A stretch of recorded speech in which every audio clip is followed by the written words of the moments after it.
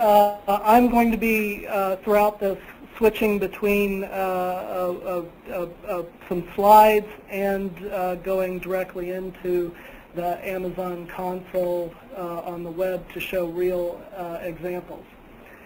Getting started, I'm going to level set the knowledge base here so that everybody is leveraging the same terminology. For some of you, this initial bit may be old hat, some of it it's new. But Amazon Web Services is an overall umbrella term that encompasses a number of services that Amazon offers up as a cloud service. The 5 listed here are the core ones, and the most fundamental of which is Amazon S3, which stands for Amazon Simple Storage Service. It is what people tend to call cloud storage. And cloud storage, the benefit of it, and particularly Amazon S3, is it's essentially a place you can just sort of stick data and you know it will be there. You don't need to make your own backups technically, although from a bigger picture perspective you should still. But it essentially, once you stick the data out there, it gets spread out across the world essentially in little bits and then gets reassembled when you request it. It is not like a file system, and we'll talk more about the important differences between cloud storage like S3 and what you commonly think of as operational storage on file systems and such. The next big one, which is the number 1 on the list and what people often are referring to when they talk about the Amazon cloud, is Amazon EC2. The reason I actually bring up Amazon S3 first is because Amazon S3 is a necessary component to running Amazon EC2. And EC2 stands for Elastic Compute Cloud. And it is the virtual hardware that makes up a cloud data center. So Amazon EC2 has virtual servers, virtual SANs, virtual firewalls, for lack of a better term, and you can even stick in virtual load balancers. Amazon SQS is the Amazon's message queue system. It allows you to essentially, like any message queue system, submit messages for consumption by systems that are subscribing to that data. So, for example, if you had something like SETI at home, you would submit a data set into the message queue, and then the cloud out there, or the computers out there that are actually crunching the numbers, can subscribe to that queue, pull the data set off, and then resubmit the results into the queue for the main system to then interpolate. Amazon Simple DB is a key value database that is used essentially to store data pairs. It is a database, but it's not like what you're used to seeing in terms of relational databases. So it's very good if you've got a heavy read application that's essentially made up of key value pairs, and you want something that's very simple to interact with, doesn't have transactions or complex relationships. And then Amazon CloudFront is a service that's built on top of Amazon EC2 that essentially on top of Amazon S3, that takes the data that you've put into their cloud storage and moves it out to what they call the edges of the cloud. And in technical terms, it's a CDN, a content distribution network. So you stick a file into S3, and then Amazon copies it out to the edges of the cloud. And what that technically means is that if I'm requesting that data from Los Angeles, I'm likely to pull it from a server in Los Angeles. But if I'm requesting that same data from a server, from a client in Paris, I'll pull it from a server in Paris. It makes your content distribution much more scalable and reduces latency and overall network burden.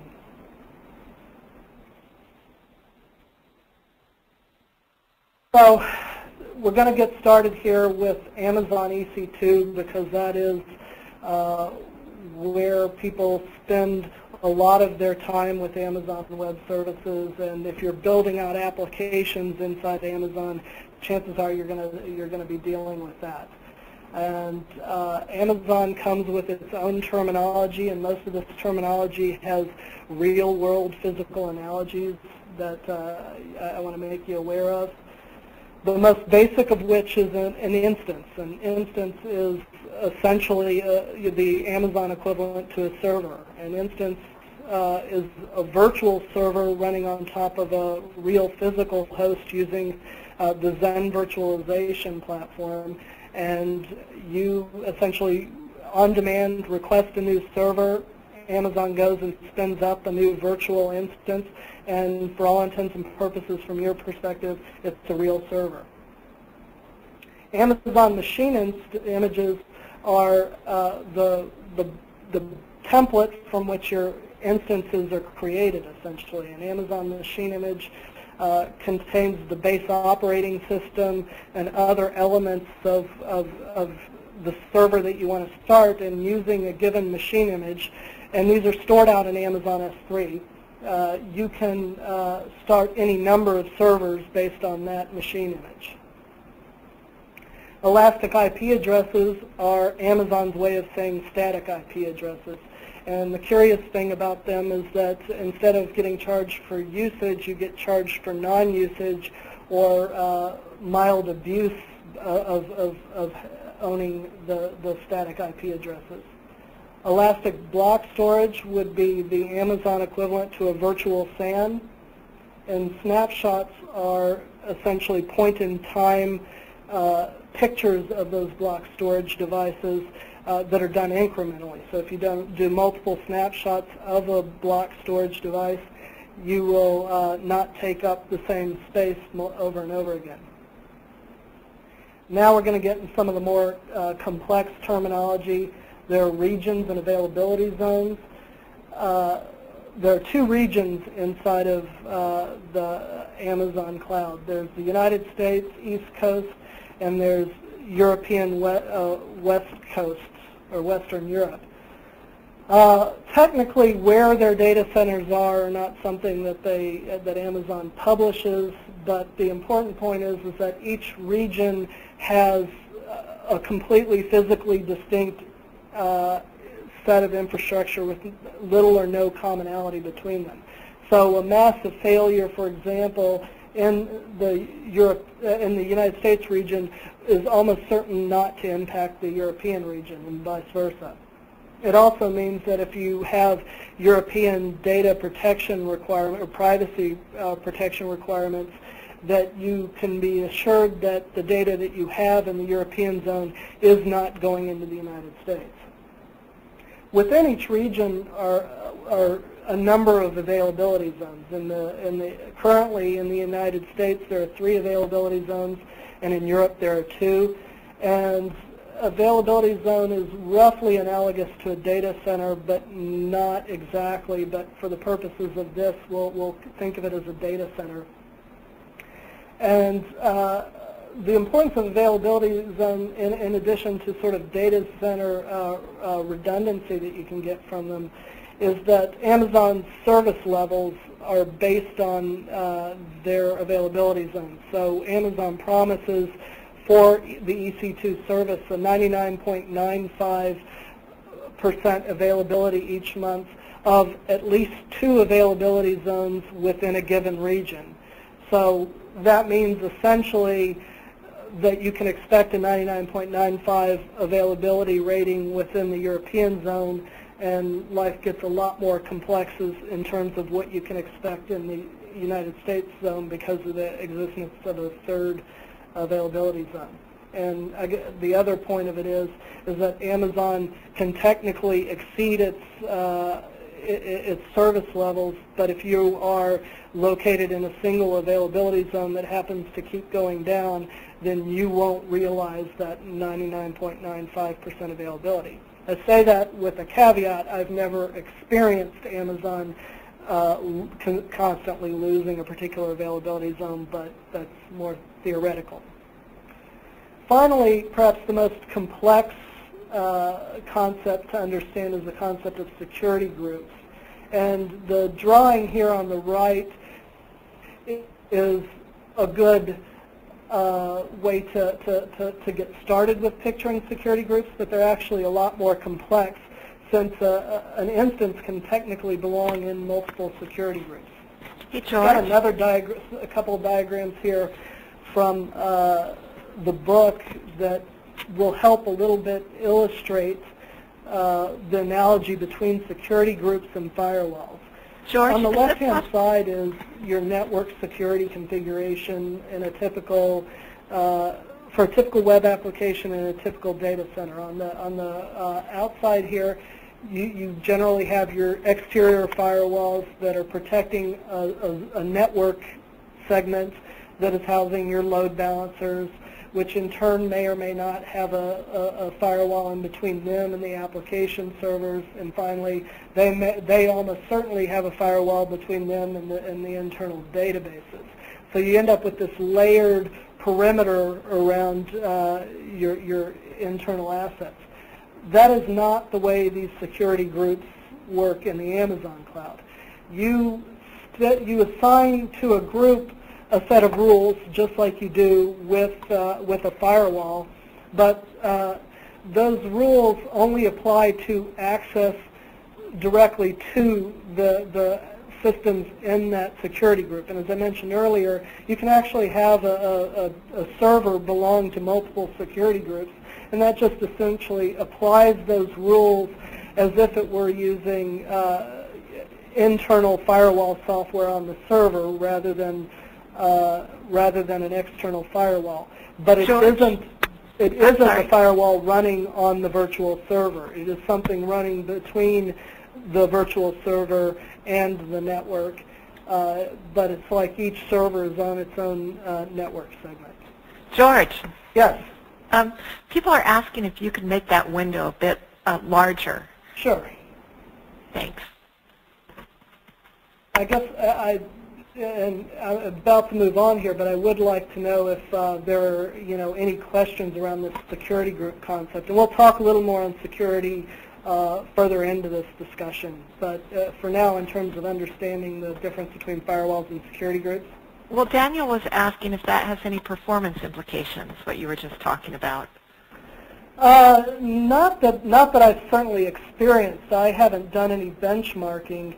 But, it would certainly have a reduced performance with respect to a system that isn't protected by any firewall rule sets, because you do always have this security group layer that's being managed by Zen in between you and the real network.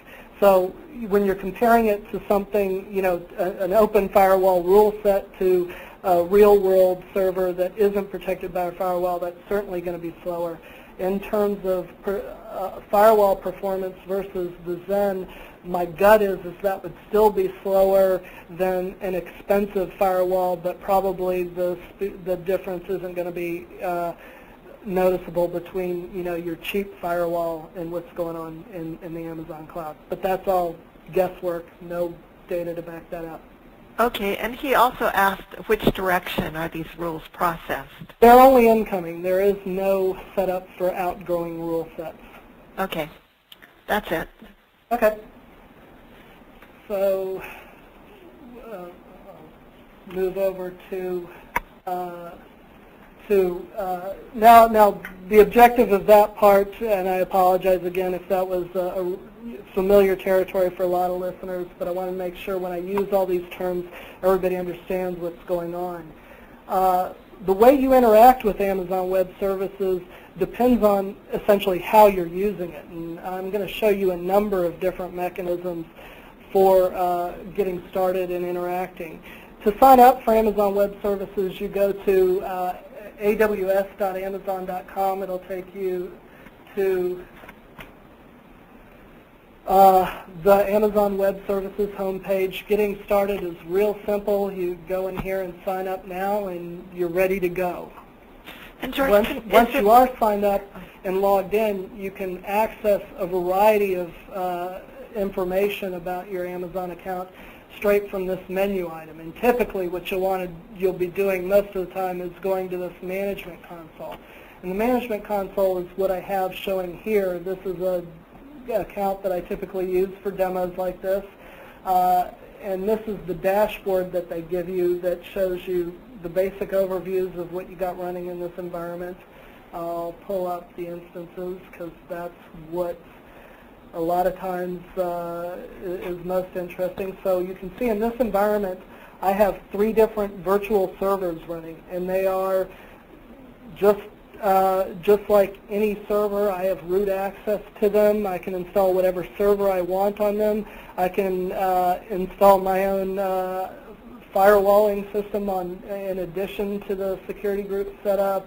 The only things that I really can't do in this environment is do multicast and broadcast traffic. And then I'm also restricted on doing things like port scans of the environment by the Amazon Terms of Service. And one other thing that doesn't work so well is using any of these servers as a mail server. Generally, you want to relay your mail through a server outside the cloud because in a lot of cases, Amazon servers are blacklisted. And George, I'm sorry to keep asking, but people are asking if you can make that window larger than it is. The request is that you maximize it, but but do what is comfortable for you. Okay. Hopefully that's looking better. If it isn't, that's much better. Okay. And someone else said no, don't maximize. Okay. Well, I think that worked. Is that visible, folks? I can certainly. Okay, people like it. Okay. So, here I'm looking at the server instances through the Amazon console, but there are a number of other ways to get at this data. Before Amazon ever had a console, it had a command line tool. So here, I probably should make this bigger as well. That's probably as big as I can do it. You can see the same 3 servers running from the command line. I can do everything essentially from the command line that I can do from the web services the web services console. But it's obviously a heck of a lot easier to script the command line than it is the console. I can also go into, if I'm running Firefox, there's a tool called ElasticFox that tends to have some benefits over the web console. It predates the web services console, but obviously one really awful downside is that it is Firefox only. In terms of interacting with S3, the only thing that Amazon provides readily is this isn't even, I believe, provided by Amazon, but it's called S3 Fox. It allows you to go in and upload data into S3. When I talk a little more about S3, I'll get into that in more detail. Another way is through third-party tools. One of them is a tool from my company called Instratus. So go into the Cloud Manager piece, and you can see, again, the same 3 instances running with all of the similar data. And which way you choose to interact with Amazon Web Services really depends on how you're using the system and what you need out of it. You will use a third-party application if you are deploying complex systems in Amazon. If you're managing things on a one-off type basis, then chances are you'll use the Amazon Web Console or you'll be using the command line. There's also yet another way that I won't be going into much here, but that's programmatically. The reason there's so many different ways visually to interact with Amazon is because Amazon provides a nice web services API, both a REST and a SOAP API, that allows you to essentially program any level of interaction that is necessary to support your systems. Any questions on just the general variety of ways to interact with Amazon? No, I don't. Okay. I don't think there are any questions so far. Okay, so let's get into the fun stuff. Good. We'll launch an instance within the Amazon platform. Now, when you get started with Amazon, typically you won't have your own machine images, and a machine image is where you get started. It's the template's a terrible term, but it is essentially the template from which you launch your servers. You can see in this list here, there's a bunch of public Amazon machine images that you can leverage, Windows, Linux, and so on. I'm going to go to my private ones because that'll keep things a heck of a lot simpler, and select one, and then I can go ahead and launch that. Now, when you're getting started, if you're going to use a public instance in particular, you are going to need to do a couple of things to get going. And one of them is associating a key pair with the instance in question as you're launching it. And essentially a key pair is your SSH public and private key. However, it's used differently depending on whether you're launching a Unix instance or a Windows instance. If you're launching a Unix instance, the public key gets placed out as you're in the authorized keys file for the root account. So once I launch this, assuming I have the private key on my disk drive here, I can SSH as root into that Unix account. For Windows, what ends up happening is that when the Windows instance is launched, Amazon generates a random, fairly strong password that it then encrypts using your public key, and then you decrypt it. You ask Amazon for it and decrypt it, and then you use that password to get access to the administrator account. So I'll go ahead and launch one here. That's an Ubuntu instance with this preset key pair, and in a few minutes I will have a running Ubuntu server that I can log in as root. Once that server is up and running, obviously what I'm going to do with it is going to depend on the reason for which I launched it. If it is a web server, I am almost certainly going to want to give it an elastic IP address so that I can then associate my DNS record with it. If I can see it here. Oh no, I need to go in instances. You can see that it's still starting here, and once it's up and running, we can go SSH into it, install whatever software. So if in this case I've pre-configured this environment so it has Apache and Tomcat and Python and Ruby and all that fun stuff on it. If this were a public AMI, however, I would then go in, specifically if it's like an Ubuntu that's a fresh, clean install of Ubuntu, I'd go in there and begin installing all my packages. Once I've done that, I will go in and bundle an image from that server. So essentially take that server and use it as the baseline for future images. And how I do that is really dependent on what type of server I've got out there running. So in the case of a Unix instance, you actually have to log in to the server to start bundling up the instance using some command line tools.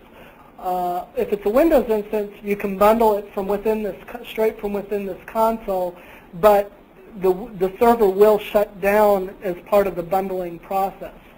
Alternately, third-party products like, say, the Enstratus product here, you can even bundle the Unix instances straight from the console and not have to log in.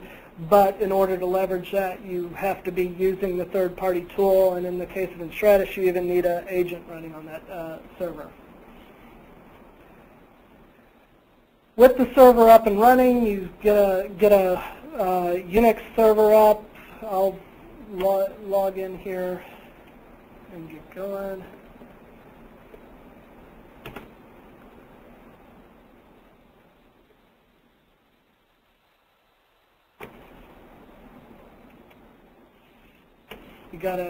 It'll assign you this public DNS name that you can use to access it. Like I said, if this were a web server, I'd probably assign it a static IP address. But in this case, just for showing getting into it, I'll log in straight as root using the assigned dynamic IP address. So you can see now I have root access to the server to do with as I please. Now, other things you can do from within Amazon to get a production environment ready is you will typically want to create block volume devices. And the reason for this is while I do have over here on my new server plenty of storage, this storage all goes away when I terminate this instance. So if this instance fails, or if I shut it down, that's the real world equivalent of taking your pizza box, your server, and throwing it out the window, because you won't see that data anymore. The way you get persistent data is you use Amazon EBS volumes. And an EBS volume, you can see I've got a number of them here. I'll take one of them real quick. Actually, I need to find out what availability zone this is running in, because your block storage devices you have to make sure are set up in the same availability zone. So in this case, I've got zone US East 1C, so I need to assign it a volume that's running in that particular availability zone. So I'll go to attach it, and I'll just attach it to whatever this one is. I'm not sure if that's the right instance.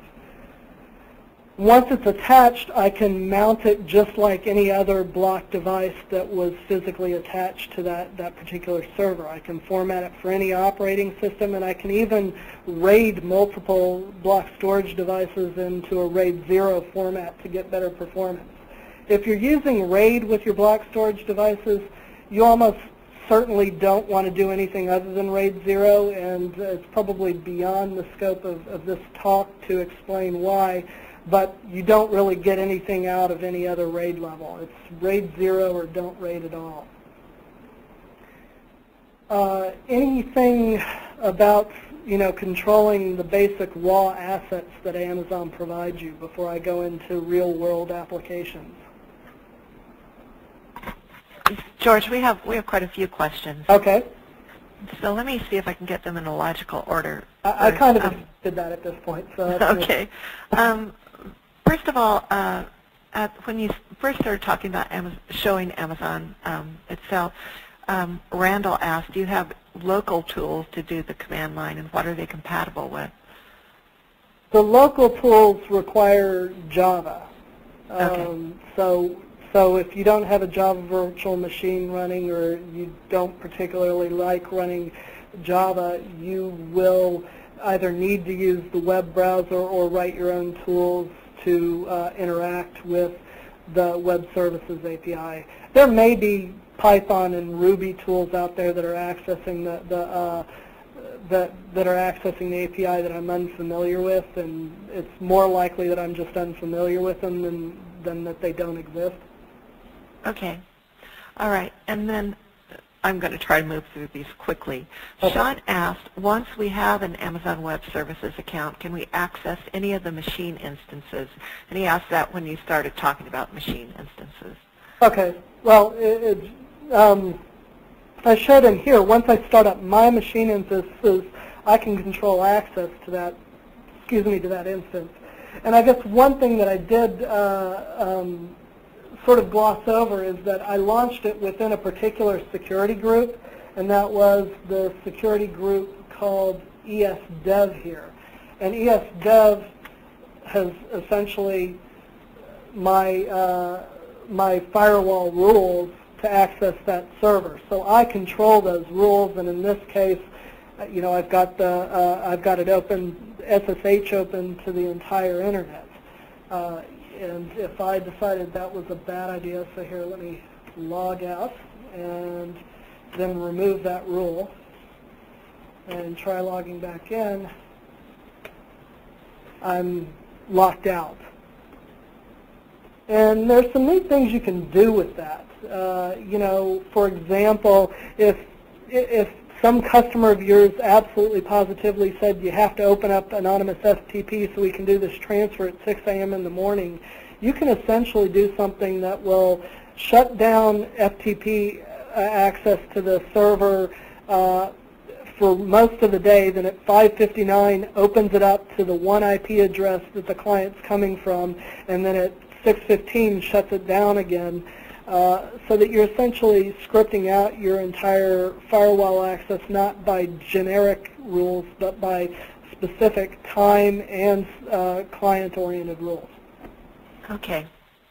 And then Sean also asked if Amazon will set up a server for a customer, or is it all self-service or using service professionals such as your company? It's all using service professionals, using you know, either yourself or using service professionals. Amazon does provide support. They provide 24/7, but that's you know, my instance, I can't reach it, or I'm having problems with the Amazon console type stuff, not you know, how do I set up my server to run Ruby on Rails. Okay. And then we have a couple questions about storage. Raul is asking if there are any GUI tools for storage management.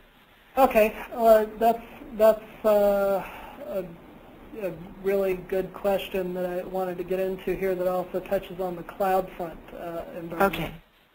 So over here in the S3 browser, the short answer to that question is that Amazon itself doesn't really provide any good tools for interacting with S3, and that's kind of odd given that S3 is so integral with everything going on. This Firefox plugin gives you a nice UI but fairly technical UI for interacting with the Amazon S3 storage. Stratus also does something a little bit different, and why it's organized this way, it'll become more apparent if we start out over here. Amazon S3 is structured in terms of buckets, and it's a flat hierarchy. You can't go out and create a bucket called ES demo. So the namespace is shared by everybody who's using Amazon Web Services, and like I said, it's flat. There are no buckets of buckets. So I just upload files into this bucket, and that's that. Now, Stratus has done something where if you look at this particular bucket here, it's got dots in the name, so we've done something fairly cutesy where we've created a hierarchical view based on the period as a separator. And we also do some stuff to help you avoid naming conflicts in the Amazon cloud. But essentially this is all, you know, some level sugar on top of S3, and which tool makes sense depends on you know, how you're interacting with Amazon S3.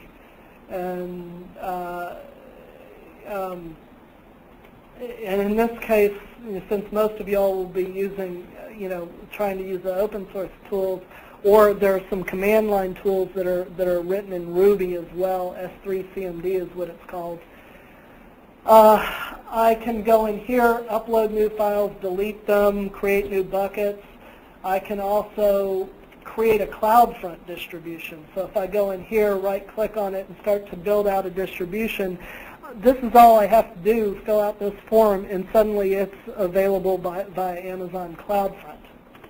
And that's one of the really cool things about Amazon CloudFront is that it's really just a layer on top of S3, and suddenly all your heavy content is getting pushed out to the edges of the network. Any other questions on this, on the raw Amazon Services Management? There are a couple, but I think perhaps you should go on, and we want to hear what you have to say. Okay, so, you know, that's all that's great stuff, and the benefits of it are obviously that you're using this all on demand as you need it. So, here for this demo, I've created a new server that I wasn't paying for a few minutes ago, and then when we're done with this demo, I'm going to shut it down. And, if you've got an infrastructure that has any level of needs for that, like, you're a company that does online demos a lot, or you've got an application that has varying infrastructure, you really can't beat that ability to tie your usage to actual activity within the business. However, you can't just go into Amazon, set this up, and have something that's a workable IT infrastructure. And this slide here illustrates what you really need to get a real-world infrastructure going. You obviously need the raw hardware, and I'll make this bigger just in case. You need the raw hardware that Amazon or its competitors provide. You may or may not need deployment and configuration tools, in other words, stuff to help you set up your applications so that it's easily deployed into the cloud. There are a number of companies that help you do that, as well as it is one of the easier tasks for a development team to take on themselves. But then on top of that, you need monitoring and management tools that make sure your servers are up, do something if one of the servers fail, or if you start seeing a load, you need something that's going to help you, automatically scale your environment to meet that load, and manage all other aspects of your infrastructure, like something like a Tivoli might in your real-world infrastructure.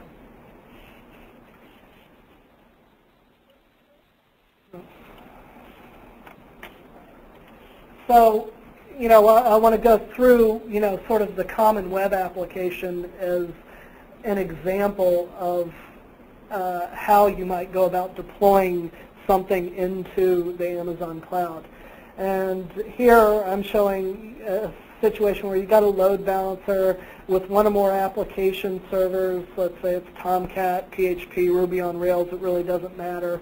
And then you've got one or more database servers that are behind the application servers. The first thing to note is that things like application server clustering get really hard in the Amazon cloud if you're relying on multicast and broadcast. So if you are using some sort of clustered application server infrastructure that uses broadcast or multicast to keep state between application servers running, it just won't work in the Amazon cloud. The best horizontally scalable infrastructure for the Amazon cloud is one in which the application servers aren't concerned about the state of the other servers in your cluster. So, for example, a Tomcat-based system that is in which each application server is keeping all of its stateful information over in the database. If you do that, you can add new application servers into the infrastructure and remove them at will, and it won't impact the integrity of the data within the system. Obviously, in order to do that, your application has to be able to scale in that manner. If it can't scale in that manner, if it's just if you've got it running in an existing data center and it's running on a single application server that can't scale that way, it'll still run in the cloud just fine. You just won't be able to take advantage of the automatic scaling without tweaking the application. Over on the right-hand side here, you talk a little bit about a way to scale and manage your database infrastructure, and there are probably 10 different ways depending on the actual read-write architecture of your application, but a very simple common way is to have say a MySQL master that write operations are taking place against, and then having all read applications go against a MySQL slave. Similarly, you'd have a separate slave against which your backups are being made, and then your backups you'd send out to Amazon S3. Also, from a backup strategy perspective, you want a combination of snapshotting the block storage devices and doing MySQL dumps or whatever the equivalent is for your database engine of choice, and dumping those to S3. And the reason being is that you need some sort of Amazon independent backup being stored in the event that you want to move away from Amazon someday. And snapshots, while they're easy to take on a very quick basis, they have the downside of trapping you into Amazon as your only restore mechanism. Any questions here on the overall, on the architecture I'm referencing, or any questions about other specific architectures? There's one question I don't really understand. He okay. just wrote meta MVC question mark. Well, you know, I'm sort of assuming that you've got an application written here using a traditional MVC paradigm, and this what I'm showing here works well with MVC, but I guess without understanding more of the details behind what's being gotten at, you know, there's nothing that requires the cloud to be an MVC-based system, nor, you know, there are many different architectures you can deploy here. I'm just using this one as a for instance as I, you know, move further into talking about stuff. Okay, and then Jason's asking, why is Amazon the only restore mechanism? For a snapshot, because the snapshots are stored in Amazon S3 in a way you can't even access, and it's obviously it's in a database snapshot image, or not, I mean a file system snapshot image that you can't leverage again without building a block storage device and then zipping up the file system. Okay, and he also asked, can't I restore to any set of machines from S3?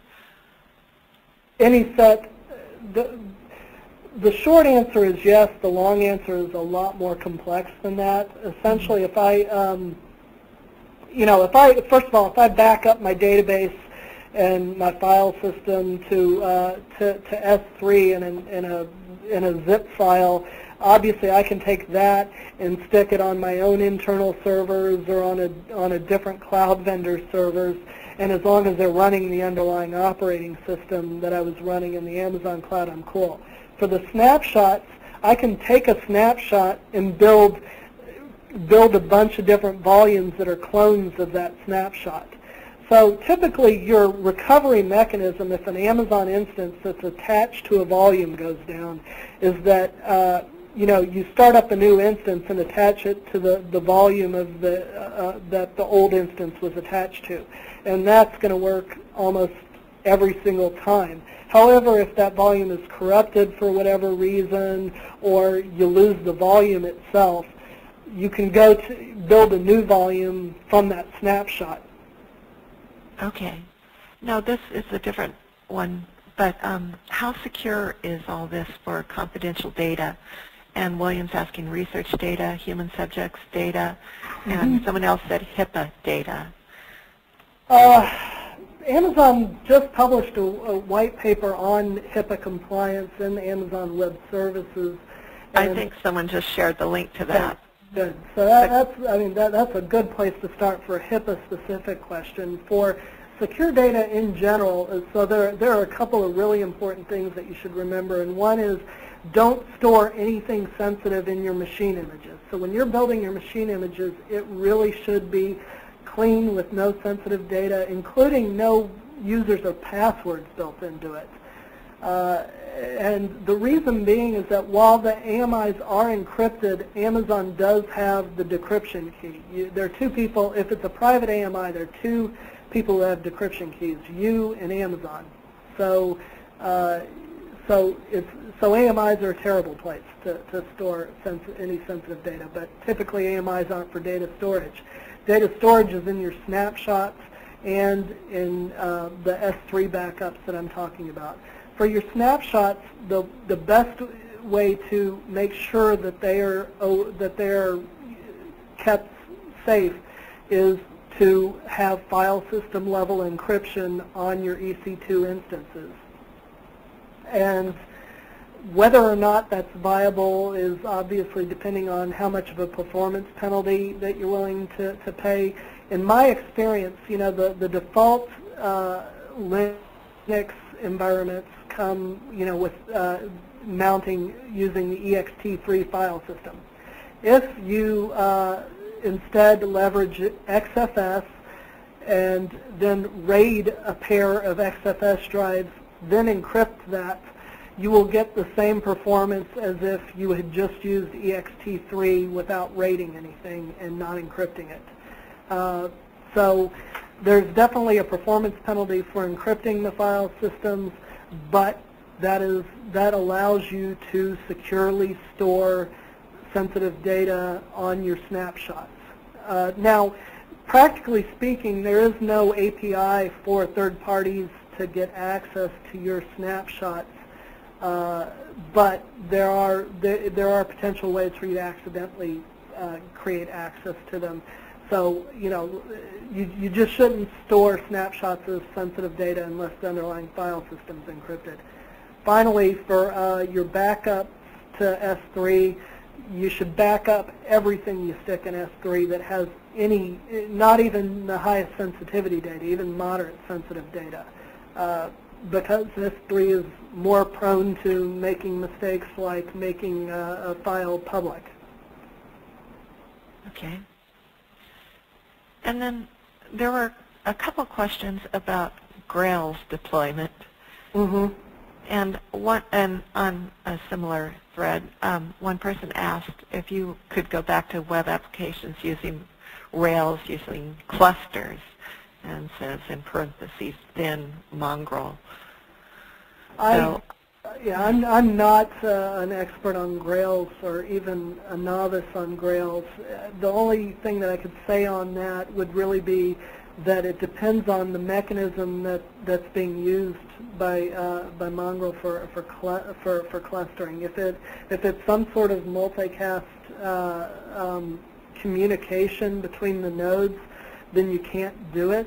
But if it is some sort of regular TCP/IP communication, or if it, or something like, as long as it's not relying on the broadcast or multicast elements of TCP/IP, you can do it. Okay, good. Well, I think that's all the questions we have now that haven't been answered in the chat window. Okay. So, once you've, the last piece of the presentation here is, how do you assemble this and manage it?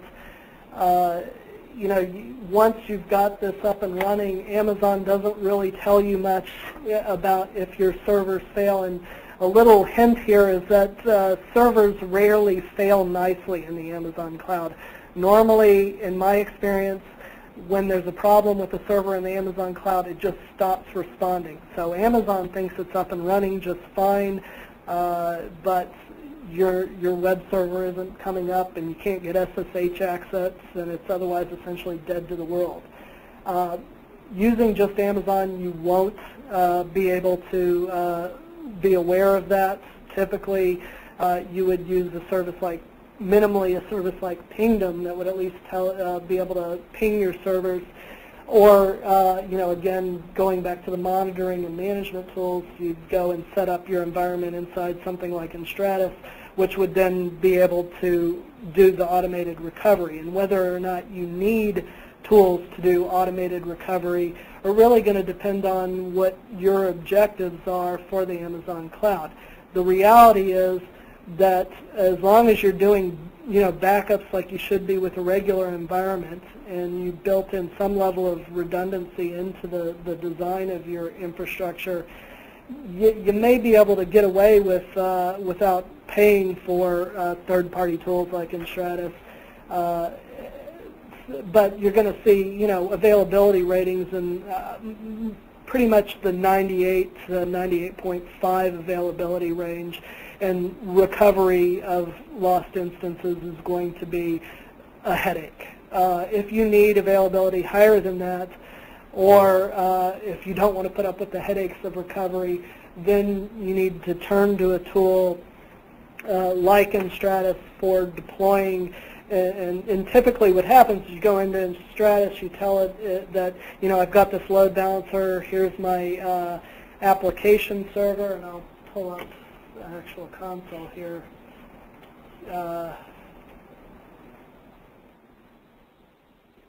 So, here's actually a one with an application server, a database server, and a load balancer.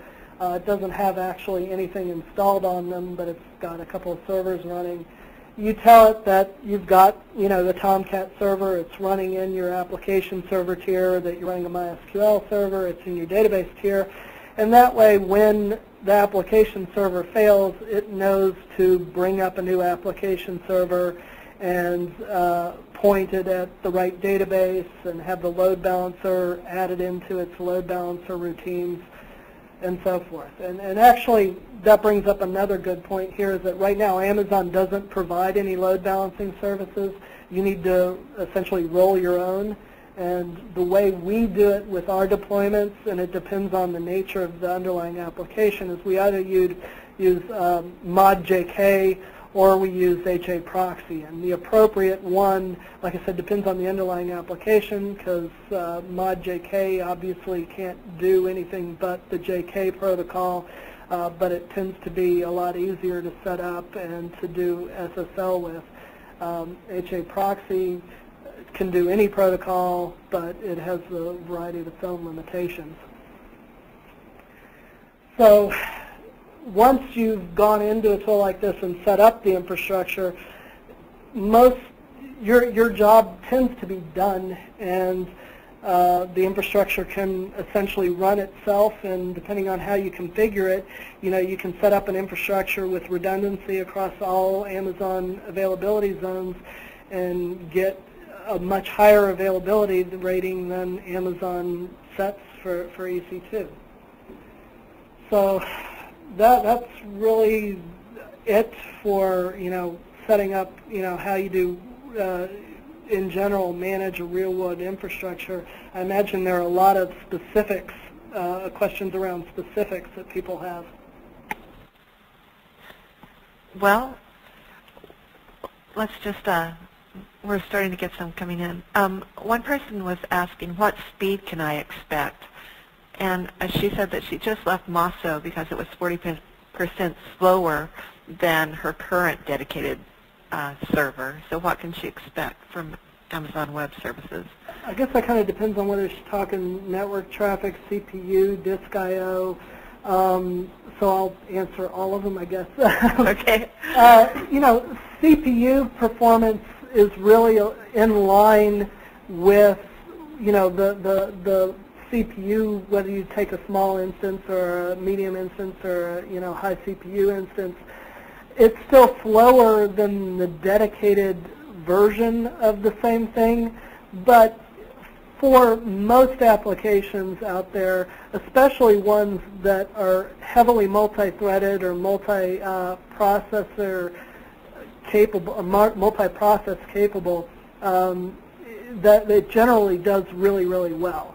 I can't compare. I haven't used Mosso or GoGrids or any of the others, so I can't compare one, Amazon versus either of those. But there's a slight performance penalty versus a dedicated server of the same type, but that's not really where people tend to worry. Where people worry is disk I/O. Disk I/O in a virtualized environment, whether it's Amazon or any of its competitors, or even your own dedicated server using VMware, is always a problem in a virtualized environment. And so if you have something that is particularly disk I/O intensive, you may run into issues in a cloud computing environment. And that not necessarily, a lot of people think of database applications, but if the database application isn't heavy write, it doesn't tend to be that much of a problem, because you can do some fun things with heavy read applications. But if it's a heavy write application, or it's very complex media asset manipulation type stuff, the disk I/O can be problematic. bandwidth I've never had a problem with. It tends to be in between environments comparable to a gigabit Ethernet and external faster than anything I've seen in a managed services environment. Great. And Daniel is asking whether Amazon provides anything in the way of monitoring. I am not, well that's not true. They do have an RSS feed that tells you when they've recognized stuff.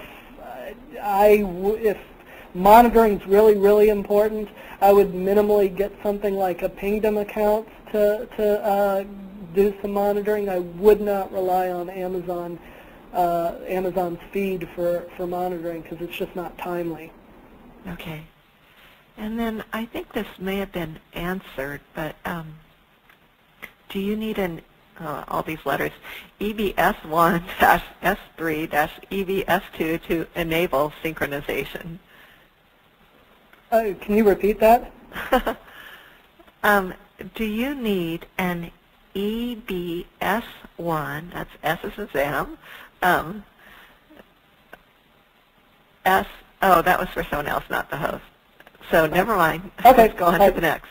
Is there a particular risk of failed instances with Amazon Web Services compared to more traditional hosting options?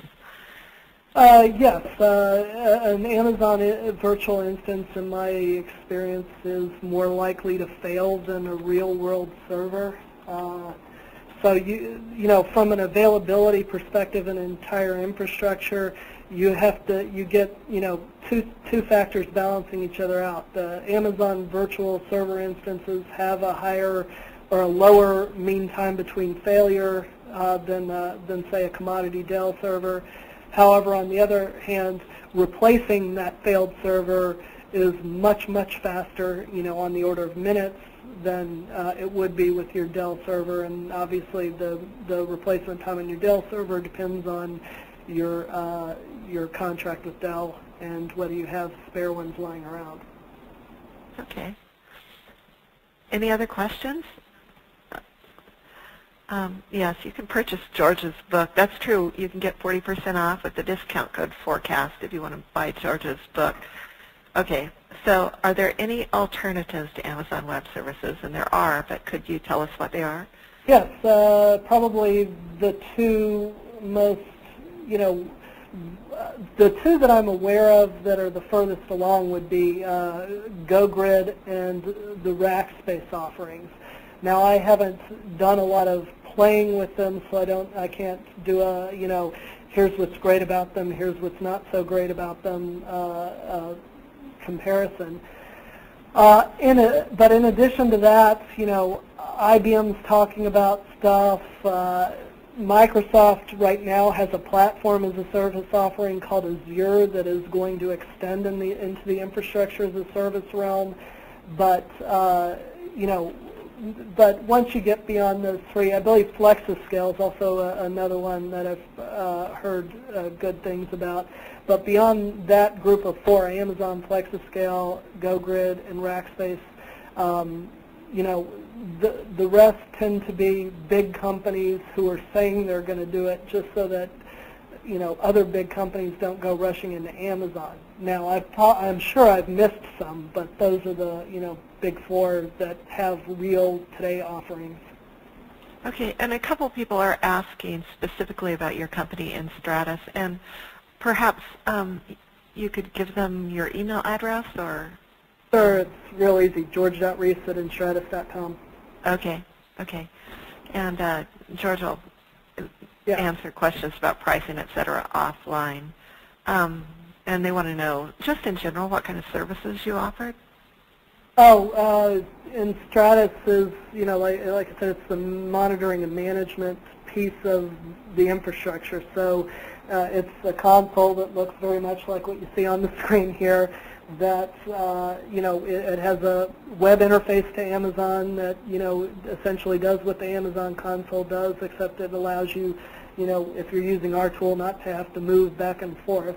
And it does some more useful things like metadata around the servers. So for example, in our tool you can give your servers names in the Amazon web console.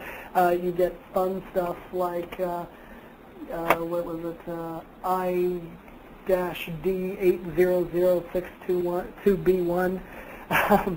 And it also lets you do stuff like, so you bundle your EMIs without any users on them through the in Stratus console. I can go in and manage the shell access to that server, grant somebody shell access, make them an admin, remove their access. So it enhances the security of those environments. I only have to have users have access when they need it, and then I can pull that stuff out when they don't need to be on there. And then it makes sure your environment's up and running, and if something fails, it automatically replaces it. So it's sort of the high-level view, and certainly if you have any detailed questions, email, Twitter, whatever, I'm happy to respond on that. And George, what was your Twitter tag? George Reese. Okay, so that would be Twitter, George. Oh, George Reese, one word? Yeah, yeah. Okay.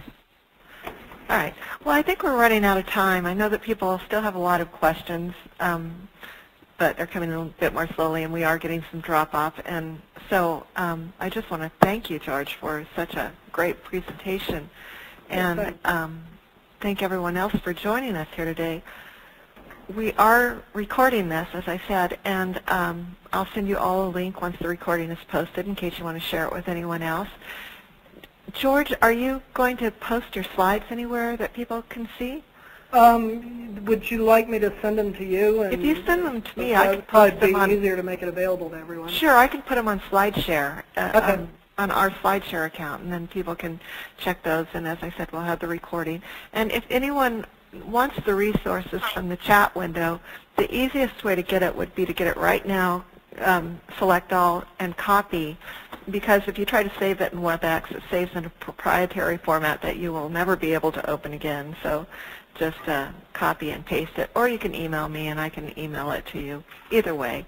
So I just want to say again, thank you very much, everyone. And I'm going to take back the control and end the meeting now. Okay. Thank you. Thanks, George.